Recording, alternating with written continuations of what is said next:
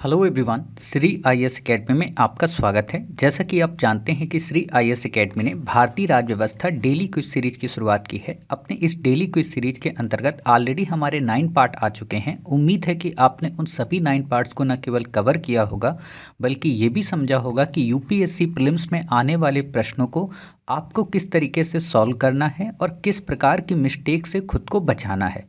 तो अपनी उसी दिशा में आगे बढ़ते हुए आज हम अपने इस पार्ट 10 के अंतर्गत 5 इंपॉर्टेंट क्विज को डिस्कस करेंगे और ये भी समझने का प्रयत्न करेंगे कि ऐसे प्रश्नों में हमें किस तरीके से सॉल्व करने की आवश्यकता होती है। तो बिना देरी के अपनी क्लास की शुरुआत करते हैं ताकि आप में से किसी भी बच्चे का समय व्यर्थ ना हो।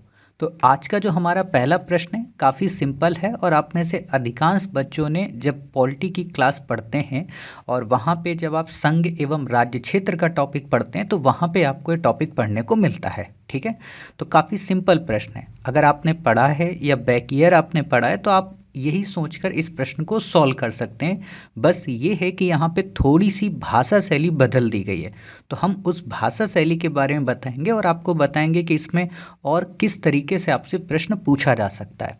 तो प्रश्न को देखिए, प्रश्न क्या कह रहा है। प्रश्न कह रहा है कि भारतीय संघात्मक व्यवस्था के संदर्भ में निम्नलिखित में से कौन सा कथन सही है ना। पहली लाइन है कि भारतीय संविधान के अंतर्गत राज्यों को संघ से अलग होने का अधिकार नहीं है। ठीक है, अब आपको जो गलती कराएगा तो वो इसी नहीं पे कराएगा।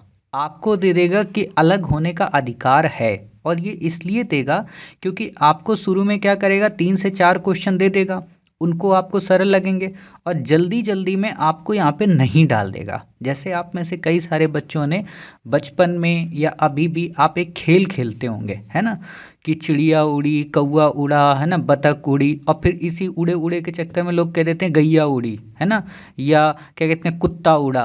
तो हम उड़ा भी देते हैं, और आप में से अधिकांश बच्चे ऐसा शायद ही कोई रेयर होगा कि जो उस समय अपने माइंड को बहुत ही एकाग्र कर पाता हो, बहुत ही रेयर। यही यूपीएससी करती है कि आपको पहले 5 से 6 क्वेश्चन, 10 क्वेश्चन बिल्कुल इजी दे देगी और उसके बाद आपको छोटी छोटी मिस्टेक पे एरर करा देगी। तो ऐसे प्रश्नों में ये मत देखना कि आपको आता है, बहुत सरल है। आप ये देखना कि उस प्रश्न में गलती क्या हो सकती थी और कहाँ वो एरर करा रहा है। तो ऐसे पॉइंट्स को जरूर हाईलाइट करना कि आपसे पूछा क्या है। क्लियर हो गई बातें। अगला प्रश्न कह रहा है, अगली बात कह रहा है कि अलग होने की मात्र वकालत करने पर अभिव्यक्ति की स्वतंत्रता की सुरक्षा मिलेगी। अब हो सकता है वो बच्चे जिनकी हिंदी इतनी परफेक्ट ना हो, या जिनकी व्याकरण या तत्सम तद्भव जिनको ना आता हो, या पर्यायवाची ना आती हो, तो वो इस शब्द का अर्थ नहीं समझ पाएंगे कि मात्र का मतलब क्या है। ठीक है, तो उनको यहाँ पे तत्काल क्या करना है, इंग्लिश के ट्रांसलेशन को देख लेना है और वहाँ आपको वर्ड मिल जाएगा ओनली। तो ओनली से आप समझ जाओगे कि मात्र का मतलब केवल होता है। तो अब केवल यहाँ पर लिख के आप इस स्टेटमेंट को पढ़ने के प्रयत्न करना कि अलग होने की केवल वकालत करने पर अभिव्यक्ति की स्वतंत्रता की सुरक्षा मिलेगी। तो आपको समझ में आ जाएगा, अरे यार ये तो अजीब बात बोल रहा है कि अगर कोई व्यक्ति अलग होने के लिए वकालत कर रहा है कि नहीं भैया हम अलग हो जाएंगे तुमसे, हमें डिवोर्स दे दो, है ना, भारत जैसे संघ से, तो क्या उसको ये बोलने की भी सुरक्षा मिलेगी। तो अब यहाँ पर क्या होगा कि आप में से वो बच्चा जिसको शब्दों का, अनेक शब्दों के बदले एक शब्द का अर्थ नहीं पता है, वो इस स्टेटमेंट को नहीं समझ पाएगा। आप पढ़ते हो ना कि एकता अखंडता अक्षुण्ण रखेंगे, है ना, तो अखंडता जो शब्द है, ठीक है, और एकता जो शब्द है वो तो भाषा से ही निकलता है ना। कोई व्यक्ति कह दे कि भारत तेरे टुकड़े होंगे, है ना, या कोई व्यक्ति कह दे कि हम नहीं, हमें चाहिए आज़ादी, है ना, इन चीज़ों की जो बातें करेगा तो हम क्या कहेंगे कि भैया तुम ये भी तो भड़काने वाला काम कर रहे हो। तो केवल वकालत करना हो या कुछ भी करना हो, कहने का मतलब किसी भी तरह का स्टेटमेंट जो भारत की एकता और अखंडता को अक्षुण्ण होने से रोकता है, मतलब बाधित करता है, वो हर एक स्टेटमेंट देशद्रोह के रूप में माना जाएगा। वो हर एक स्टेटमेंट भारत की संघात्मक व्यवस्था को खंडित करने के रूप में माना जाएगा। समझ गए। तो ये अर्थ मुझे समझाना है। प्रश्न सरल था, मैं चाहता तो एक लाइन में आपको क्लियर करके बता देता, लेकिन मैं बेसिकली आपको सरल प्रश्नों में भाषा के साथ यूपीएससी कैसे खेल सकती है ये आपको सिखाना चाह रहा हूँ। क्लियर हो गई बातें। अब आपको भी पता है कि ये बात यहाँ पे गलत है कि मात्र वकालत करने पर सुरक्षा थोड़ा ना मिलेगी, है ना, और अभिव्यक्ति को तो कतई नहीं मिल सकती है। तो ये बात क्या हो जाएगी यहाँ पे, ये बात यहाँ पे कट हो जाएगी। ठीक, सही उत्तर का हमें चुनाव करना है। भारतीय संविधान के अंतर्गत क्या राज्यों को संघ से अलग होने का अधिकार नहीं है? तो आपको ही पता है कि हमारा जो भारत का कॉन्सेप्ट है वो क्या है कि विनाशी राज्यों का अविनाशी संघ। मतलब भारत में हम राज्यों को क्या कर सकते हैं, समाप्त कर सकते हैं, फिनिश कर सकते हैं, है ना, डिमोलिश कर सकते हैं पूरी तरीके से, लेकिन हम संघ को नहीं समाप्त कर सकते। ठीक है, जैसे आपने देखा होगा कि जम्मू कश्मीर को हमने समाप्त नहीं किया, हमने उसको तोड़ के अलग बना दिया, है ना। बहुत सारे स्टेट्स का हम नाम बदल देते हैं, उनकी टेरिटरी बदल देते हैं, और कई बार तो हम कई स्टेट्स को आपस में मिला भी देते हैं, मतलब हम स्टेट ख़त्म कर देते हैं। लेकिन जो भारत है वो सदैव गतिमान रहता है। ठीक है, तो इतनी बातें आपको बस पता होनी चाहिए। तो मतलब यहाँ पे हमारा एक आंसर क्या हुआ, सही हो गया। बाकी के हमारे यहाँ पे ऑप्शन गलत हैं, तो बाकी आपको याद नहीं रखना है ये चीज़, लेकिन आपको याद रखनी है। ठीक, अब आप कमेंट बॉक्स में बताइए कि जैसे ये लाइन हमने आपको पढ़ाई, ठीक है, कि जो भारत है विनाशी राज्यों का अविनाशी संघ है, अमेरिका के बारे में क्या कहा जाता है, कमेंट बॉक्स में लिख कर बताइए। ठीक है, चलिए अगला क्वेश्चन देखते हैं क्या कह रहा है। अगला क्वेश्चन है कि किसने कहा भारत एक अर्ध संघात्मक राज्य है। अब आपको पता है कि पीछे की क्लास में हमने पढ़ाई रखा है, तो केसी वेयर ने इसके बारे में कहा था कि भारत जो है वो एक अर्ध संघात्मक राज्य है। ठीक है, अब आपको क्या करना है, यहाँ पे संघात्मक राज्य की और एकात्मक राज्य की जो विशेषताएं हैं उनको लिखना है।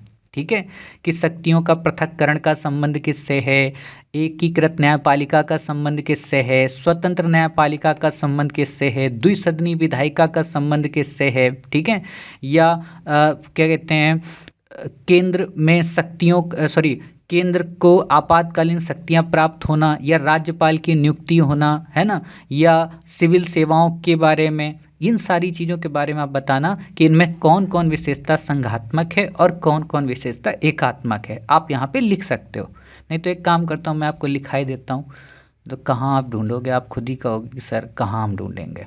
तो आप यहाँ पे लिख लो, है ना, ये दो आप स्लैश बना लो, यहाँ पे लिख लो संघात्मक, है ना, लक्षण, संघात्मक लक्षण, और यहाँ पे लिख लो एकात्मक। ठीक है, एकात्मक का मतलब एक ही चीज़ें होती हैं। अब यहाँ पे एकात्मक का मतलब एक और चीज़ लिख लेना, गैर संघात्मक, क्योंकि शब्दों के साथ यूपीएससी खेलेगी। तो आप कहोगे सर गैर संघात्मक लक्षण तो आपने लिखाए ही नहीं थे, एकात्मक आपने लिखाए थे। ठीक है, तो ये चीज़ें आपको पता होनी चाहिए। तो लिखो यहाँ पे एकात्मक में क्या क्या आएंगी। एकात्मक का मतलब सब चीज़ एक होगी, तो यहाँ पे लिखो एकल नागरिकता। एकल का मतलब इकहरी, एकल को यहाँ पे एक और शब्द लिखा जाएगा, इकहरी। ठीक है, तो शब्दों को लिखते रहना। ठीक, एकल संविधान मतलब कि सेंटर का ही संविधान होगा, वो स्टेट में भी लागू होगा, सेंटर में भी लागू होगा। ठीक, एकल संविधान। फिर बात आएगी एकीकृत न्यायपालिका। एकीकृत न्यायपालिका कई बार इंटरव्यू में क्या करती है, परीक्षक क्या करता है कि यदि आप पॉलिटिकल साइंस के स्टूडेंट हैं तो आपसे इन्हीं शब्दों का अर्थ पूछ लेता है, और उसको पता होता है कि सामान्य बच्चे को ये अर्थ नहीं पता है। ठीक है, तो एकल संविधान, एकीकृत न्यायपालिका, फिर आता है संविधान का लचीलापन, संविधान का लचीलापन। ठीक, अब आपको ही पता है कि मास्टर ने आपसे क्या कहा है, लचीलापन आपको नहीं लिखना है, यहाँ पे लिखना है नम्यता। ठीक है, संविधान की नम्यता या संविधान का नम्य होना। ठीक है, ये लाइन अच्छी है, संविधान का नम्य होना, ये भी लिख लो और ये भी लिख लो, संविधान का लचीलापन। ठीक, फिर बात आती है यहाँ पे एकात्मक में आपातकालीन प्रावधान, आपातकालीन प्रावधान। ठीक है, अब यहाँ पे हो सकता है यूपीएससी थोड़ी कलाकारी कर दे। क्या कलाकारी कर दे, आपको दे दे राज्यों में राष्ट्रपति शासन। ठीक है, भारत के संदर्भ में बताइए कि एकात्मक के लक्षण कौन से हैं, है ना, राज्यों में राष्ट्रपति शासन का लागू होना, ऐसा दे दे, राज्यों में राज्यपाल की नियुक्ति का होना, राज्यों में संघ लोक सेवा आयोग के अधिकारियों की नियुक्ति होना, है ना। ये मैं अपने मन से सोच रहा हूँ, क्योंकि अगर मैं परीक्षक होता तो ऐसा ही प्रश्न एक बनाता, ताकि बच्चे की मानसिक जो क्षमता है या उसकी मानसिक जो योग्यता है उसका परीक्षण किया जा सके। ठीक है, तो ये चीज़ आपको पता होगी, आपातकालीन प्रावधान। अब जब इतनी चीज़ें आपने लिख ली तो अब बात आती है कि भैया संघात्मक लक्षण क्या हुए। तो यहाँ पे आप नीचे लिखना, मैं ऊपर लिख दे रहा हूँ। संघात्मक लक्षण के अंतर्गत जो कुछ यहाँ पे लिखा है, ठीक है, इसको यहाँ पे अपोजिट कर दो। मतलब दोहरी नागरिकता, ये कहते हैं ट्रिकी चीज़ें याद करना ऐसे, ठीक है।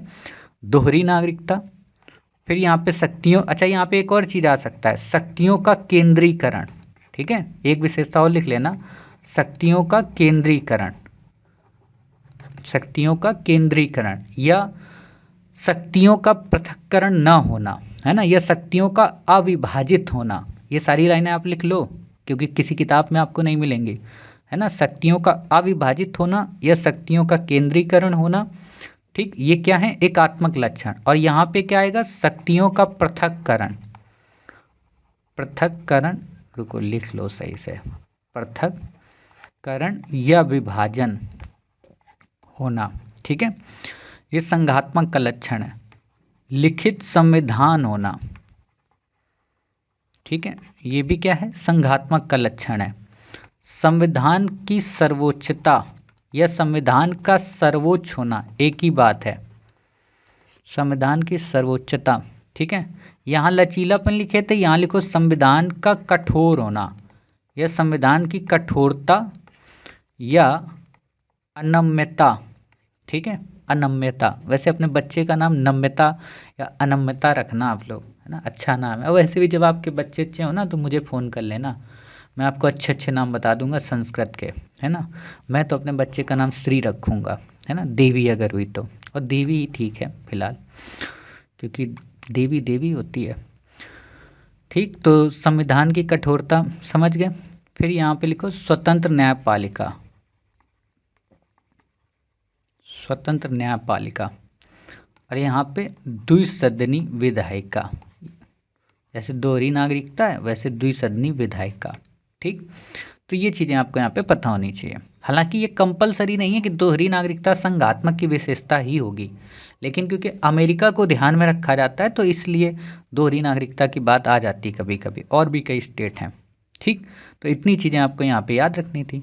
अब आप कमेंट बॉक्स में बताइए कि आइवर्जेनिक्स क्यों फेमस है, मतलब इनका कोई स्टेटमेंट आपको मिलेगा प्रियम्बल पढ़ने में या फंडामेंटल राइट पढ़ने में या डीपीएसपी पढ़ने में, मैंने बस हिंट दे दिया है, तो बताइए इन्होंने क्या स्टेटमेंट दिया और किस चीज़ के लिए दिया है, ठीक। तो इतनी बातें आपको यहाँ पे याद रखनी थी। बाकी यहाँ पे आप इस चीज़ को पढ़ लीजिएगा, ठीक है। मैंने इसमें देखो कोई विशेषता नहीं लिखी, मैंने वहाँ पे आपको बता रखा है। अब यहाँ लिखा है कि भारत का संविधान संघीय कम एकात्मक अधिक है ना। मतलब इनका मानना है, देखो क्या होता है ना, हमारे देश के बाहर के जो लोग हैं उनको भारत समझ में ही नहीं आया, आज तक नहीं आया। अभी तक उनको यही डाउट होता है यार भारत है क्या।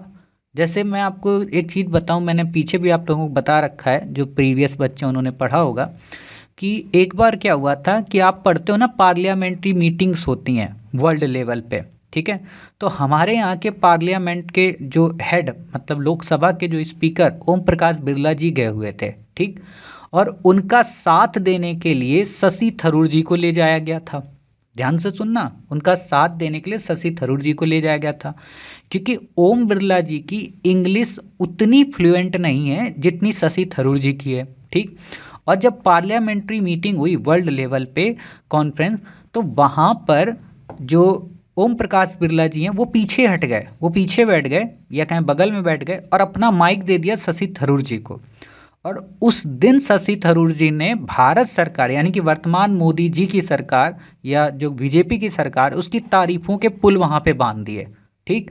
पाकिस्तान की जो पार्लियामेंट का हेड था वो शौक में वो बोलता है यार गजब के ये लोग हैं, घर में तो खूब लड़ाई करते हैं और बाहर आके ऐसे दिखा रहे जैसे यूनिटी में। जैसे अभी यूएन में स्पीच दी है जो राम गोपाल, शायद वर्मा उनका नाम है या राम गोपाल यादव नाम है, शायद राम गोपाल यादव नाम है, सपा प्रमुख जो सपा के जो नेता हैं वो गए हैं वहाँ स्पीच देने, ठीक है। तो वो किसकी बात करेंगे, वो भारत की बात करेंगे। वो ये नहीं कहेंगे कि हम समाजवादी पार्टी के प्रतिनिधित्व करता है, मोदी दुष्ट है, ये है वो है। ये चीज़ें हमें क्या सिखाती हैं, ये चीज़ें हमको ये सिखाती हैं कि यदि आप परिवार में रहते हो, आपके इष्टजन मित्रगण भाई बहन इनकी लड़ाई हो गई है, तो आप उस समय तक तो लड़ाई में रहो, मत बोलो एक दूसरे से, लेकिन जब आपके परिवार पे कोई बाहरी व्यक्ति चोट करे तो सब एक हो जाओ और एक होकर उस दुष्ट को अपने यहाँ मौका न दो। ये मेरे घर में बड़े अच्छे से किया जाता है। मतलब भले ही हमारे पिताजी की लड़ाई चाचा से या बड़े पापा से किसी से भी हो, लेकिन यदि किसी ने चाचा को या बड़े पापा को कुछ गलत कहा, क्योंकि लोगों को लगता है अरे यार इनकी तो लड़ाई हो गई है और ये तो अब बोलेंगे नहीं, तो जो ही पिताजी को पता चलता है तो ही आ जाते हैं और उसके बाद लड़ाई है तो है, हम बोलेंगे ही नहीं चाचा से या बड़े पापा से। फिलहाल तुम्हारे यहाँ सबसे बोलचाल है, लेकिन जब ऐसे इशूज़ हो जाते हैं 1 महीने 2 महीने के लिए कि बोलचाल बंद हो जाता है और फिर कोई मौका देखता है बाहरी व्यक्ति तो उसको मौका नहीं मिलने देते हैं। यही होना चाहिए आपके भी परिवार में। बाहर से कितने भी आप बिखरे हुए हों, लेकिन अंदर से आप कितने हुए बिखरे हुए हों, लेकिन बाहर आप यूनाइट ही रहें, नहीं तो सब मारे जाओगे। ठीक, तो ये चीज़ें आपको बस पता होनी चाहिए, बाकी आपको नहीं याद रखना है। अगला क्वेश्चन काफ़ी अच्छा प्रश्न है। क्या कह रहा है आपसे?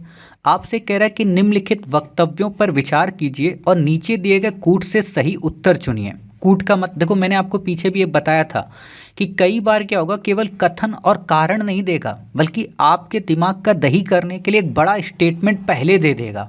तो भ्रमित नहीं होना है, ये बस आपको दिखाने के लिए दिया गया और आपसे यहाँ पे बस पूछा जाता है। और एक और बात, यहाँ कभी ये नहीं पूछेगा कि सही नहीं उत्तर चुनिए, ये कभी नहीं होगा, है ना। सही उत्तर की ही बात करेगा क्योंकि ऑलरेडी ऑप्शन में सही गलत की बात है।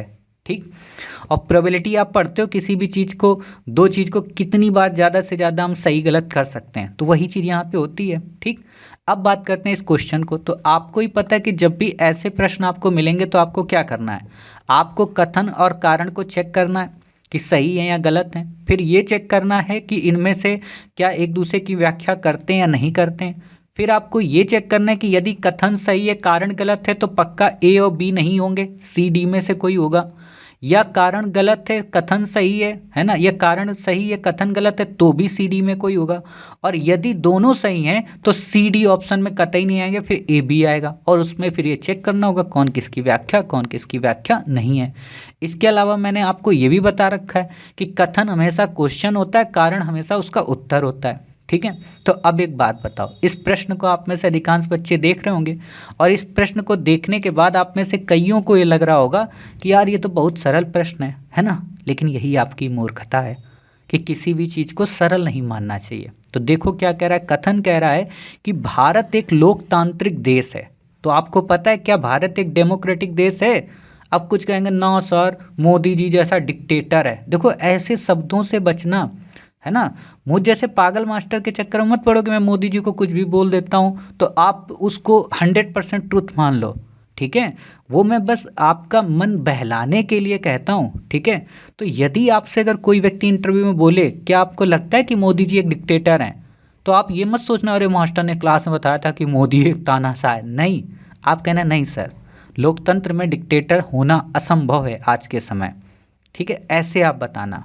और जहाँ लोकतंत्र में लोग डिक्टेटर बनते हैं वहाँ जनता कुछ समय के बाद उनको सत्ता से बेदखल कर देती, निकाल देती है। चाहे वो सद्दाम हुसैन की बात हो या ईरान की बात हो, इराक की बात हो, कोई भी देश हो, कहने का मतलब। तो आप ऐसे शब्दों का वहाँ यूज करेंगे, मोदी जी को डिक्टेटर नहीं साबित करेंगे। ठीक है, तो कथन क्या कह रहा, भारत एक लोकतांत्रिक देश है। तो जी हाँ, भारत एक लोकतांत्रिक देश है। लोकतांत्रिक का मतलब जहाँ जनता का शासन होता है। आपको ही पता है कि भारत में चुनाव होते हैं, जनता के द्वारा चुनकर ही प्रतिनिधि जाता है। अडानी अंबानी खरीद के तो नहीं करते हैं, है ना। अब वो बात अलग है कि कोई ईवीएम का दोषारोपण करे या किसी चीज़ का करे, वो अलग चीज़ होती है। ठीक, कांग्रेस जीत जाए तो ईवीएम अच्छी है, मोदी जीत जाए तो ईवीएम खराब है। बेसिकली ईवीएम में मेरे हिसाब से शायद दिक्कतें नहीं होती हैं। दिक्कतें होती हैं कि जो विपक्ष होता है वो जनता तक अपनी आवाज़ नहीं पहुंचा पाता है। और दूसरी चीज़ जो जनता होती है वो ये सोचती है कि हमें किस व्यक्ति को देना है। और वैसे भी मैं हमेशा क्या कहता हूँ कि हमारे देश में अच्छा बुरा कुछ नहीं है, दुनिया में या तो बुरा होता है या कम बुरा होता है। तो लोग ये सोचते हैं कि यार कम बुरे को हम चुन लें। मोदी जी कम बुरे हैं, बुरे तो हैं लेकिन विपक्ष से कम बुरे हैं, क्योंकि विपक्ष आएगा वो फिर दुनिया भर का ड्रामा करेगा कि इस जाति के लोगों को प्रमोट करो, उस धर्म के लोगों को प्रमोट करो, इनको प्रमोट करो। मोदी जी ये कम से कम इस्टेब्लिश तो है सारी चीज़ें, लोग ये सोच के देते हैं। ठीक है, तो भारत एक लोकतांत्रिक देश है, कथन क्या है, सत्य। तो ये सत्य हो गया, तो हमने क्या किया, इस स्टेटमेंट को कट कर दिया। ठीक है, फिर कह रहा कारण, कारण को पहले ये चेक करेंगे सही है या गलत, तो आपको पता चलेगा भारत का अपना एक संविधान है। क्या अपना एक संविधान भारत का नहीं है? तो आर भी सही है, तो ये स्टेटमेंट भी हमारा क्या हो गया, गलत हो गया। ठीक, अब हमें इन दो में से चुनना है। आप मुझे एक बात बताओ, लोकतांत्रिक होना, ठीक है, किसी भी देश का लोकतांत्रिक होना और उसका संविधान होना, क्या दोनों एक दूसरे की व्याख्या हैं? आप खुद सोचो तो आप कहोगे कि सर हाँ व्याख्या है, लेकिन मैं कहूँगा व्याख्या नहीं है। क्यों?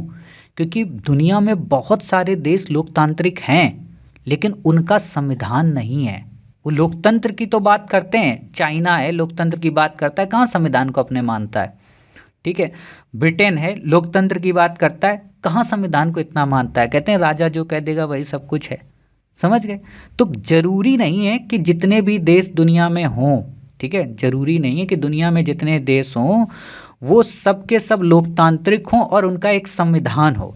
हाँ, ये हो सकता है जिन देशों का संविधान होगा वो लोकतांत्रिक हो सकते हैं। ठीक है, मतलब समझते हो, जैसे अविनाशी राज्यों का अविनाशी संघ, अविनाशी संघ के अविनाशी राज्यों का विनाशी संघ का कॉन्सेप्ट नहीं होगा, विनाशी का अविनाशी होगा, वैसा ही ये होगा। ठीक है, तो ये याद रखना आपको, बाकी आपको यहाँ पे याद रखने की ज़रूरत नहीं है। जैसे एक लाइन आप पढ़ते होगे पॉलिटी में कि सभी धन विधेयक जो होते हैं वो वित्त विधेयक होते हैं, लेकिन सभी वित्त विधेयक धन विधेयक नहीं होते। तो कुछ ऐसा ही कि सभी लोकतांत्रिक देशों का अपना एक संविधान नहीं होता, लेकिन सभी संवैधानिक जिनका संविधान होता है वो लोकतांत्रिक होते हैं। ठीक है, तो ऐसा आप मान सकते हो। हालांकि इसमें भी एक्सट्रीम मैं कह सकता हूँ, क्योंकि बहुत सारे देश हैं जो संविधान बस दिखावे के लिए रखे हुए हैं। ठीक, तो पॉलिटी में एक्सेप्शंस बहुत हैं। जैसे हिस्ट्री जब आप पढ़ते हो ना, तो मॉडर्न टाइम पीरियड के पहले तक आप कोई चीज़ प्रूवन नहीं कह सकते हो कि यही हुआ होगा। वहाँ हम शब्द यूज करते हैं हो सकता है, तो वैसे ही यहाँ पे भी ऐसे शब्दों का यूज करना पड़ता है। ठीक, तो आपको पता चल गया कि भारत का अपना एक संविधान है, तो ये बात सही है। ठीक है, तो ये व्याख्या नहीं कर रहा तो हम कह देंगे ये स्टेटमेंट यहाँ गलत हो गया, हमारा यहाँ पे बी सही है। अगर यहाँ पर ये दे देता, मान लो यहाँ ये दे देता कि भारत की चुनाव पद्धति में, या जैसे मान लो लिखा है भारत एक लोकतांत्रिक देश है, और आपको यहाँ नीचे दे देता कि दूसरी लाइन बताइए, और दे देता है यहाँ पे कि भारत में एक चुनाव प्रणाली है जिसके जरिए सरकार का प्रमुख चुना जाता है, तो कह देते कि हाँ ये बात सही है, ये इससे रिलेट हो रही, लोकतंत्र से रिलेट हो रही, चुनाव से रिलेट हो रही है। ठीक, या यहाँ पे दे देता कि भारत का एक निर्वाचन आयोग है जो प्रति 5 वर्ष में भारत में चुनाव आयोजित करवाता है, तो भी ये सही हो जाता। ठीक है, लेकिन यहाँ संविधान दे दिया, ऊपर लोकतंत्र दे दिया, तो दोनों एक दूसरे से भी अलग अलग हैं। बाकी आप पढ़ लेना। अगला क्वेश्चन देखो, ये देखो क्वेश्चन है सिंपल, लेकिन इसमें ज्योग्राफी को ध्यान में रखकर खेल कर दिया गया। ज्योग्राफी को ध्यान में रखकर मतलब, ज्योग्राफी को ध्यान में रखकर इसलिए क्योंकि यूपीएससी को पता है कि अगर उसने आपको ये शब्द दे दिया कनाडा, ठीक है, आजकल बड़ा चर्चा में, तो आप में से हर बच्चा उत्तर निकाल लेगा। लेकिन उसने ये शब्द नहीं दिया, उसने जानबूझकर इसके साथ खेला किया, और खेला करके उसने दे दिया ब्रिटिश नॉर्थ अमेरिका अधिनियम। ठीक, तो आपको ये बस ध्यान रखना है कि कभी कभी यूपीएससी आपकी भाषा शैली के साथ में खेल कर देगी। तो ऐसे प्रश्नों के लिए आप क्या कर सकते हैं, ऐसे प्रश्नों के लिए आप बाकी बचे हुए स्टेटमेंट को एलिमिनेट कर सकते हैं। तो आपको पता होगा कि स्विट्जरलैंड के संविधान से हमारा ये तो कुछ लिया नहीं गया, तो आप इसको कट कर दो। ऑस्ट्रेलिया के संविधान से हमने ऐसा कुछ लिया नहीं था, हमने वहाँ से समवर्ती सूची ली थी और संयुक्त बैठक ली थी। अब यहीं पे बकवास लिख लो कि समवर्ती सूची संयुक्त बैठक। ठीक है, अमेरिका के संविधान से हमने न्यायपालिका से रिलेटेड चीज़ें ली थी, राष्ट्रपति पर महाभियोग का कॉन्सेप्ट लिया था और उपराष्ट्रपति के पद की संकल्पना ली थी, है ना। तो ये यहाँ से नहीं हुआ। तो राज्यों का संघ या तो ब्रिटेन से हो सकता है, कॉमन सेंस ये लगाओ, या तो ब्रिटेन से हो सकता है या कहीं और से हो सकता है, और ब्रिटेन ऑप्शन में था नहीं। अगर मैं तुक्का लगाता तो ऐसे ही लगाता। ठीक है, तो ब्रिटिश नॉर्थ अमेरिका अधिनियम की यहाँ पे बात है, कनाडा से लिया गया है। ठीक, राज्यों के यहाँ पे संघ का क्या मतलब है, राज्यों के संघ का मतलब ये है कि जो हमारे यहाँ कहते हैं कि जो भारत बना है वो कई सारे राज्यों को मिलाकर बना है ना। आप पढ़ते होंगे कि अमेरिका भी शुरू में 13 स्टेट्स थे, बाद में 51 आज की डेट में हैं, उनसे मिलकर बना है, और अभी भी चुनाव होते हैं वहाँ पे। ठीक है, और भारत में है कि बहुत सारी रियासतें थीं, कहीं 572, कहीं 562, कहीं 582, अलग अलग किताबों में अलग अलग आते हैं, लेकिन 572 ज़्यादा मान्य है ना। तो या 69 आप कह सकते हो। तो उनको एकीकृत किया गया, तो उसी चीज़ को यहाँ पे कॉन्सेप्ट में लिया गया कि राज्यों का संघ है। जैसे एक माला होती है ना, है ना, विभिन्न मोतियों से मिलकर ही माला बनती है, तो वही भारत के बारे में कहा जाता है। लेकिन कॉन्सेप्ट ध्यान रखना कि मोती भले अलग अलग हो जाएं लेकिन ये माला नहीं टूटने देंगे, ये भारत की खूबी है और यही एकता अखंडता की बात है। ठीक, बाकी आपको यहाँ पे याद नहीं रखना, बाकी बेसिक चीज़ें मैंने ऑलरेडी आपको बता रखी हैं कि कनाडा से हमने और क्या क्या लिया है। अच्छा, आप में से हो सकते हैं कुछ बच्चे कह रहे हैं कि सर बता भी दो और क्या क्या कनाडा से ले लिया, या ब्रिटिश नॉर्थ अमेरिका अधिनियम से क्या ले लिया, तो आप यहाँ पे लिख सकते हो, है ना, यहाँ पे आप लिख लो। अच्छा, कुछ बच्चे सोचेंगे ब्रिटिश नॉर्थ अमेरिका इसको क्यों बोल रहे हो, तो भैया आपको पता है ना, नॉर्थ और साउथ दो अमेरिका होते हैं, है ना, उत्तरी अमेरिका और दक्षिणी अमेरिका, पढ़े हो ना ये मैप में, ये कुछ ऐसे करके ऐसे है ना, और फिर ये ऐसे ज्योग्राफी में पढ़ते हो ना, जब मैं आपको पढ़ाऊंगा ज्योग्राफी मैपिंग, तो इसमें आप लिख लो पहले ब्रिटिश नॉर्थ अमेरिका में और क्या क्या लिया गया है। ठीक है, यहाँ पे लिखो अर्ध संघीय व्यवस्था, है ना, सशक्त केंद्र के साथ में क्या है कि राज्यों का निर्माण। ठीक है, अगली बात, अवशिष्ट शक्तियाँ किसके पास होंगी, केंद्र के पास। ठीक है, अब यहाँ पे ध्यान रखना, आपने जब 1935 का अधिनियम पढ़ा था तो उसमें किसके पास थी, गवर्नर जनरल के पास, लेकिन वर्तमान में भारत में किसके पास है, केंद्र के पास। ठीक है, तो ये कनाडा से ली गई। राज्यपाल की नियुक्ति, ठीक है, राज्यों में राज्यपाल की नियुक्ति, ये भी कहाँ से लिया गया, कनाडा के संविधान से। ठीक है, और बाकी ये शक्ति विभाजन या कहें शक्तियों का पृथक्करण, मतलब विधायिका की, कार्यपालिका की और न्यायपालिका की शक्तियाँ डिफाइन है अलग अलग, सबके अपने अपने जोन हैं। ठीक, तो ये चीज़ें बस आपको पता होनी चाहिए, बाकी आपको याद नहीं रखना है। अगला प्रश्न, और अगला नहीं, मैं इसको अपकमिंग प्रश्न कहूँगा, और ये मानकर चलिए आप में से वो बच्चे जो ये कहते हैं कि उनके लिए एम लक्ष्मीकांत सर्वस्व है ना, वो मुझे बस ढूंढ के दिखा दें कि एम लक्ष्मीकांत में इस व्यवस्था को डिटेल में दिखाया गया है कि भारत और अमेरिका की राजनीतिक व्यवस्था कैसी है। डिटेल में नहीं है, थोड़ा बहुत उन्होंने दे रखा है। ठीक है, तो अब आपके मन में आएगा जब डिटेल में नहीं है तो मास्टर आप इसको कहाँ कवर कराओगे, तो मैं आपको एक बात बता दूं, आप यदि श्री आईएएस एकेडमी की करंट अफेयर्स की क्लास करते हैं, ठीक है, जो कि 1 नवंबर 2024 से शुरू हो चुकी है, उसके नोट्स को आप देखेंगे तो करंट अफेयर्स की क्लास में हमने भारत और अमेरिका को डिटेल में कवर कराया है। और इसीलिए मैं आपसे कहता हूं कि जब आप करंट अफेयर्स की क्लास करेंगे, ठीक है, तो आपको जो जीएस का सेगमेंट है जो करंट से रिलेटेड होगा वो पूरा कवर हो जाएगा, आपको भटकना नहीं पड़ेगा। और इसीलिए मैं आपसे कह रहा हूँ कि पंचतत्व की जो हमारी ये पूरी की पूरी प्लानिंग है, पंचतत्व का ये जो मिश्रण है, यदि आपने इनमें से किसी भी एक एलिमेंट को छोड़ दिया तो फिर आप अधूरे हैं। ठीक है, इसीलिए मैं कहता हूँ कि करंट अफेयर्स हो, जीएस का फाउंडेशन कोर्स हो, या हमारी क्विज सीरीज हो, या टेस्ट सीरीज हो, ये सब एक दूसरे से मिले जुले हैं, या क्रैश कोर्स हो। तो करंट की जब क्लास आप पढ़ेंगे तो वहाँ हम इसको आपको डिटेल में कवर करा देते हैं। ठीक है, अभी को आपको क्या करना है, इसको सामान्य रूप से समझना है और एलिमिनेट करने की कोशिश करना है। ठीक है, तो क्या कह रहा है, और ये अपकमिंग क्वेश्चन है, आगे आ जाएगा, क्योंकि अभी हाल ही में अमेरिका में चुनाव हुए हैं, आपने देखा होगा डोनाल्ड ट्रंप जी जीत भी गए, है ना, वहाँ नारा लगाया जा रहा बॉबी बॉबी, जब वो बेचारा जीत के आया और हमारी गोदी मीडिया मतलब इतनी दुष्ट है, वो लिख रही है कि मोदी मोदी मोदी मोदी चिल्लाया जा रहा। और एक और बात आपको बता दें, चाहे अमेरिका में ट्रंप जीते, चाहे कमला हैरिस जीते, चाहे बाइडन जीते, चाहे बराक ओबामा जीते, ठीक, वो सबके सब नेशनल इंटरेस्ट को प्रायोरिटी देते हैं। अमेरिका में कोई किसी का दोस्त नहीं है, कोई किसी का दुश्मन नहीं है, वहाँ व्यापार के अनुरूप सारी चीज़ें चलती हैं। और जो लोग ये खुशी मना रहे कि डोनाल्ड ट्रंप आ गया है और भारत के लिए अच्छे दिन आ गए, मोदी जी का दोस्त है, वो मूर्ख हैं। डोनाल्ड ट्रंप आ गया है तो इसका सीधा सा असर है एलॉन मस्क से। एलॉन मस्क को जो भारत सरकार भारत में टेस्ला कंपनी को आने की परमिशन नहीं दे रही थी, उसके स्टारलिंक को परमिशन नहीं दे रही थी, अब उसको एक ही झटके में मिल जाएगी। ये सोच लो आपको। और इससे क्या हो रहा है, इससे आपने देखा भी होगा न्यूज़ में कि जियो वाला बेचारा परेशान है, अंबानी अडानी, क्योंकि एलन मस्क आ जाएगा, स्टारलिंक आ जाएगी, तो जियो फाइबर और जो जियो एयर है वो ख़त्म हो जाएगी, क्योंकि उसकी स्टारलिंक तो बहुत बड़ी कंपनी है, इसरो को भी चुनौती दे सकता है। तो ये चीज़ें ध्यान रखना कि अमेरिका हमेशा अपने नेशनल इंटरेस्ट को टॉप पे रखता है। जैसे इंडिया में भी भले हम चाहे अंदर जितना लड़ लें, लेकिन जब बाहर जाते हैं तो नेशनल इंटरेस्ट की बात करते हैं, और हर पॉलिटिकल पार्टी करती है। ये नहीं कि मोदी जी कर रहे हैं या कांग्रेस कर रही है, सब अंदर लड़ लेंगे। और एक और बात, ये नेताओं की आपस में कभी दुश्मनी नहीं होती, ये भी ध्यान रखना। आज अगर योगी आदित्यनाथ जी को अखिलेश यादव जी फोन कर दें तो सबसे पहले उन्हीं का कार्य होगा, या राहुल गांधी जी मोदी जी को फोन कर दें, आपको दिखाने के लिए वो लड़े हैं, लेकिन वो हैं अंदर से मित्र ही। ठीक है, तो ये ध्यान रखना। खैर, क्वेश्चन पे आते हैं। क्वेश्चन है, भारत एवं अमेरिका की राजनीतिक व्यवस्थाओं के बीच निम्नलिखित में से कौन सी विशेषताएं समान है।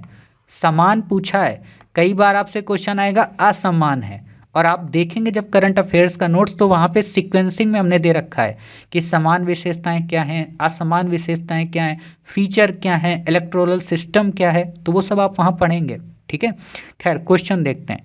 क्वेश्चन क्या कह रहा है, अवशिष्ट शक्तियाँ केंद्र के पास हैं। आपको अच्छे से पता है कि भारत में अवशिष्ट शक्तियां केंद्र के पास हैं, लेकिन अमेरिका में जो अवशिष्ट शक्तियां वो स्टेट के पास हैं, राज्यों के पास हैं। तो पहला क्या हो गया, गलत, तो हमने इसको कट कर दिया। ठीक, अब यहाँ पे एक और बुद्धि लगाओ। मान लो आपको तीसरा नहीं पता था तो ज़्यादा सोचना नहीं है, क्यों, क्योंकि तीसरा सब में है। ठीक है, तीसरा सब में है, तो आपको ये ध्यान रखना है। ठीक, अब अगला देखो क्या कह रहा है, अवशिष्ट शक्तियां राज्यों के पास हैं, तो ये भी गलत हो गया। ये केंद्र के पास कह रहा है, ये राज्य के पास कह रहा। यदि एक कोई देता, अमेरिका देता या भारत देता, तो हम कह देते। ठीक है, मान लो अगर देता कि भारत में राजनीतिक व्यवस्था को बताइए, तो हम कहते कि अवशिष्ट शक्तियां राज्यों के पास नहीं है, केंद्र के पास हैं। अमेरिका में देता तो ये दूसरा स्टेटमेंट सही हो जाता। तो यहाँ दोनों को दे रहा, तो ये भी गलत हो गया, तो दूसरा भी हमने कट कर दिया। अब बचा हमारे पास 3 और 3 4। चौथा चेक करो, उच्च सदन में कुछ मनोनीत सदस्य होते हैं। उच्च सदन का मतलब राज्यसभा। आपको पता है कि भारत में तो राज्यसभा में 12 सदस्य मनोनीत होते हैं, लेकिन अमेरिका में ऐसा कोई कॉन्सेप्ट ही नहीं है। तो ये यहाँ पे क्या हो गया स्टेटमेंट, ये गलत हो गया। ठीक है, तो ये गलत हो गया, मतलब हमारे यहाँ पे बी भी कट गया, केवल एक बचा। अब आपको थोड़ा और जटिल बनाने के लिए यहाँ पे क्या किया जाएगा, यहाँ पे आपको नीचे दे दिया जाएगा 1 युग्म, 2 युग्म, 3 युग्म और 4 युग्म। 1 यहाँ पे, 2 यहाँ पे, 3 यहाँ पे और 4 यहाँ पे। अब पूछेगा तो आप क्या कहोगे कि क्या केंद्र के पास हैं, तो आप कहोगे नहीं, तो ये चौथा युग्म गलत। क्या राज्य के पास हैं, आप कहोगे नहीं, तीसरा युग्म गलत। ठीक है, क्या पॉकेट शक्ति राष्ट्रपति के पास है, पॉकेट की शक्ति, तो आप कह सकते हो कि पॉकेट की शक्ति तो है, लेकिन जो पावर है वो डिफरेंट है। अमेरिका के राष्ट्रपति के पास जो पावर है वो 10 डेज की है, भारत के पास तो वो अनलिमिटेड है, तो ये भी सेम नहीं है। तो ये वाला भी युग्म हमारा क्या हो गया, कट गया। ओ सॉरी, ये वाला युग्म मतलब यहाँ पे ही कट गया। ठीक है, अब 2 बचे। अवशिष्ट शक्तियाँ राज्यों के पास हैं, आप कहोगे कि ना साहब, अवशिष्ट यहाँ पे देखो, मैं एक चीज़ यहाँ पे मैंने क्या एरर कर दी, छोटी सी एरर कर दी। मतलब एरर ये कर दी कि यहाँ पे राष्ट्रपति के पास जो पॉकेट वीटो की शक्ति ये तो है, ठीक है, पॉकेट वीटो है दोनों, मतलब यही आपसे बस पूछा है। अगर यहाँ पे ये डेप्थ में देता कि दोनों की पॉकेट वीटो समान है, दोनों में दिनों की समानता है, दोनों के पास 10 दिनों की पॉकेट वीटो, तो गलत हो जाता। समझ रहे हो मेरी बात, मैं जो कहना चाह रहा हूँ। कहने का मतलब उसने पूछा है, जैसे एक क्वेश्चन आता है मॉडर्न इंडिया में, आप पढ़ते होगे कि एकाधिकार खत्म हुआ कंपनी का, ईस्ट इंडिया कंपनी का, तो कौन सा क्वेश्चन यहाँ पे विकल्प सही होगा, 1813 का या 1833 का, तो आप कहोगे 1813 का। क्यों, क्योंकि एकाधिकार का मतलब क्या है, भले ही 2 चीज़ें रह गई थी, लेकिन मोनोपोली तो खत्म हो गई ना बाकी से, तो उसके लिए हमने आंसर क्या टिक लगाया, 1813। और यदि इसके आगे लाइन जोड़ देता कि पूर्ण एकाधिकार समाप्त हुआ, तो हम कहते 33। ठीक, उसी तरीके से यहाँ पे प्रश्न है कि क्या राष्ट्रपति के पास पॉकेट वीटो की शक्ति है, तो आप कहोगे भारत में भी है, अमेरिका में भी है, लेकिन क्या दोनों की पॉकेट वीटो समान है, तो नहीं। तो पॉकेट वीटो पे तो स्पेशली क्वेश्चन नहीं है, बस यही पूछा कि समानता है कि नहीं, तो हमने कहा हाँ है, तो इसलिए यहाँ पे तीसरा सही हो रहा। मतलब यहाँ पे हम एक पल के लिए कहेंगे कि हाँ एक युग में यहाँ पे सही हुआ, तो एक सही हुआ, तो एक को स्टेटमेंट कर दिया।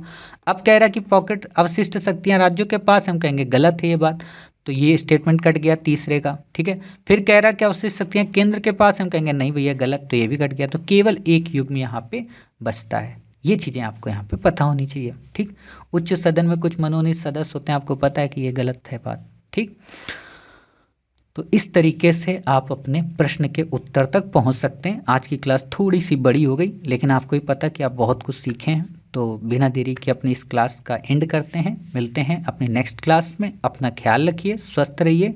जय हिंद, जय भारत, वंदे मातरम, भारत माता की जय।